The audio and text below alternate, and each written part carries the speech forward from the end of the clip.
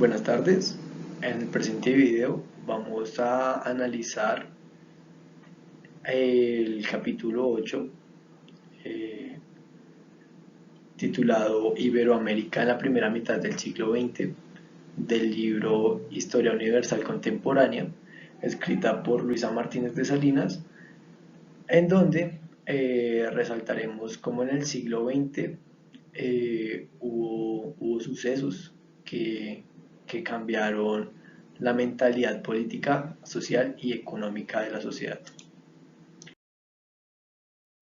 Este video es para el curso de Política Latinoamericana Comparada de la Facultad de Relaciones Internacionales de la Universidad Militar Nueva Granada. Es orientado y dirigido por John Harold Rosso Rivera y es presentado por Diego Alejandro Morales y Juan Sebastián Manrique. Es importante recalcar que Estados Unidos marcó una influencia importante en lo que sería la esfera mundial. Desde su crecimiento ha estado interesado en una hegemonía principalmente en Iberoamérica, para así llegar al control político, económico y social.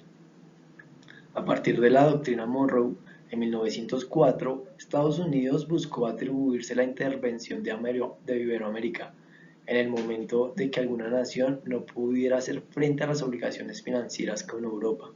Es aquí donde toma el papel político de ser la potencia en el continente. A partir del Big Stick, Estados Unidos toma parte a intervenciones militares estadounidenses, sobre todo en las naciones caribeñas y centroamericanas, que mediatizaron su evolución histórica por la acción de las tropas norteamericanas. Hay que mencionar además que la influencia económica se vio reflejada con la denominada diplomacia del dólar, que les permitió establecer la potencia, o sea, establecerse como potencia en los principales sectores productivos de Centroamérica y en el Caribe. Así, por ejemplo, en la isla de Cuba pasó con la enmienda Platt en 1901, donde Cuba perdió la soberanía total al momento de no establecer ninguna relación por medio de acuerdos con otros países, ni de contraer deudas en el extranjero que no fueran con Estados Unidos. ¿Esto qué permitió? Pues permitió la intervención americana en cualquier asunto referente a la independencia o defensa del gobierno cubano. También se puede decir que le hizo frente a las libertades individuales de la isla. Paralelamente al intervencionismo militar, se penetró económicamente, principalmente en el sector azucarero, generando así en la isla que la primera década fuera caracterizada por ser una nación monocultivo. Estados Unidos estuvo involucrado en todo el panorama de Iberoamérica, desde, desde su independencia. Su expansionismo fue brutal y lo hizo a partir de la excusa de emparejar una idea de panamericanismo, que se entiende como un movimiento patrocinado por Estados Unidos y tiene como objetivo conseguir la unión de las repúblicas americanas bajo el presunto de la doctrina Monroe. La primera conferencia panamericana se desarrolló en Washington en 1889, en donde se enmarcó la incertidumbre en que Estados Unidos estaba en la búsqueda, que no estaba en la búsqueda de una paz y una unificación continental, sino que más bien estaba demostrando que no todos eran iguales a él. Por esta razón, en 1933, al ver que todos los países ya estaban como esquivos a la potencia estadounidense, a no estar su mandato, por así decirlo. El presidente Franklin Delano Roosevelt proclamó el principio de la buena vecindad, en donde estableció el cese de la intervención y el comienzo de las relaciones basadas en la confianza mutua e igualitaria. Acerca de los cambios demográficos, se puede resaltar que en 1930 la cifra poblacional ascendió a 111 millones y en 1940 ascendió a 140 millones. Mucho de este crecimiento se debió a la corriente migratoria europea que surgía en el inicio del siglo. No obstante, por la causa de la Primera Guerra Mundial y los cambios nacionalistas vividos en el viejo continente, existió un retenimiento de la llegada de los europeos a Iberoamérica.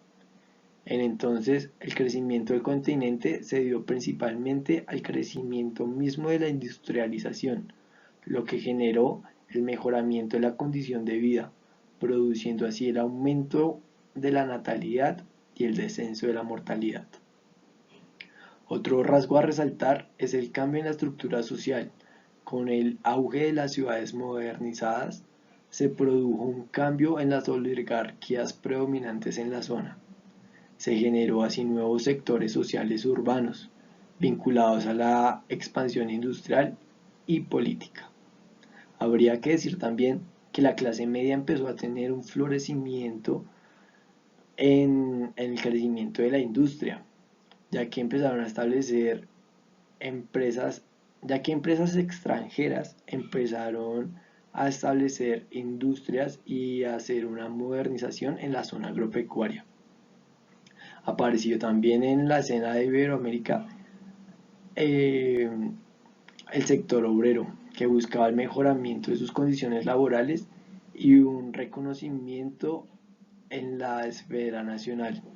Todo esto impulsado por las ideas anárquicas y socialistas. Esta movilización fue intensa entre 1914 y 1927. Las huelgas y las protestas de todo tipo fueron un episodio corriente en prácticamente todas las sociedades a principios del siglo XX. Desde el punto de vista económico, el comienzo del siglo XX en Iberoamérica vivió un tiempo de expansión, ya que había muchas naciones que se encontraban plenamente en el mercado mundial, lo que había favorecido una mayor especialización en la explotación de los recursos. No obstante, el sistema económico que giraba en torno al crecimiento fue determinante para que ciertas dificultades empezaran a establecerse, obligando a muchas naciones a recurrir a medidas para solventar su economía, como lo fue el monocultivo y el endeudamiento. Por otra parte, la entrada de la Primera Guerra Mundial generó que la industria se volcara a que varias naciones aumentaran su capacidad industrial, debido a la demanda europea. Pero el arranque definitivo en la consolidación industrial en Iberoamérica se debió a los sucesos de la crisis de 1929, debido a que las exportaciones habían reducido drásticamente y el endeudamiento frenó así el mercado de las importaciones. Muchas naciones de América recurrieron a tomar medidas proteccionistas que impulsaron la producción de carácter interno, lo que favoreció al entorno económico de Iberoamérica.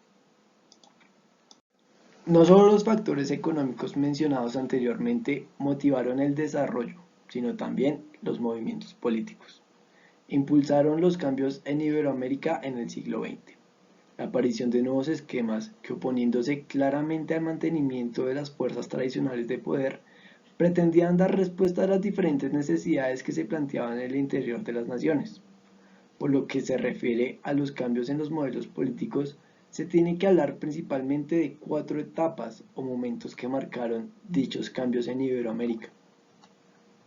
En primer lugar, tenemos que hablar de la Revolución Mexicana, que fue el primer movimiento revolucionario que se oponía claramente al rudimentario sistema de poder existente, pretendiendo así dar una respuesta a nuevas necesidades que se planteaban en el interior del Estado mexicano, dando pie al nacimiento del México moderno.